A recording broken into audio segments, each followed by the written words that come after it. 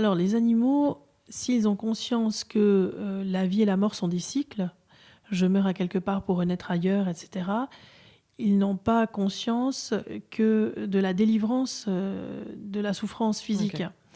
Donc, l'animal ne dit pas « je veux absolument mourir maintenant pour ne plus souffrir ».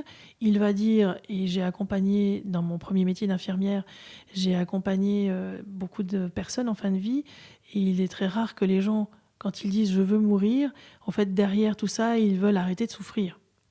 Ils ne veulent pas vraiment mourir, ils aimeraient arrêter de souffrir. Donc il arrive que les animaux, et ça peut être le biais d'interprétation, disent ben, « moi j'aimerais plus souffrir parce que cette souffrance elle est trop handicapante, elle est trop difficile pour moi », mais ils ne disent pas « je veux mourir ». L'acte du suicide dont on parlait tout à l'heure, c'est un acte réfléchi. C'est un acte que les humains peuvent mettre en route dans leur tête. Je me suicide parce que j'ai la croyance qu'en mettant un terme à cette vie terrestre, je vais pouvoir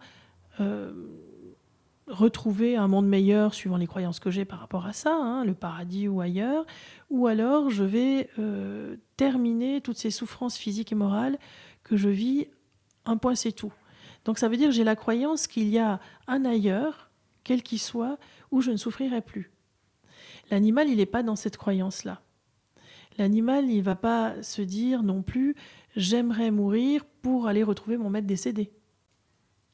Par contre, il peut souffrir du manque de l'absence de son maître et à un moment donné être tellement triste et déprimé que ce qu'il va manifester, notamment en ne mangeant plus et en se laissant aller, va le conduire à la mort, peut-être. Enfin, il y a des exemples, il y a des films qui ont été faits là-dessus d'ailleurs. Oui, mais ça ne veut pas dire que dans sa tête à lui, il se dit « comme ça, je retrouverai mon maître ».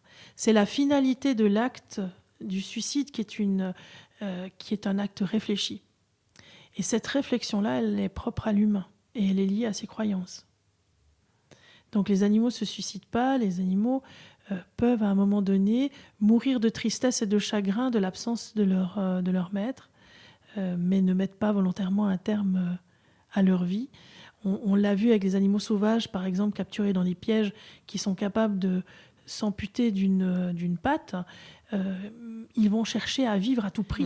Et c'est l'instinct le plus fort, l'instinct de survie animale.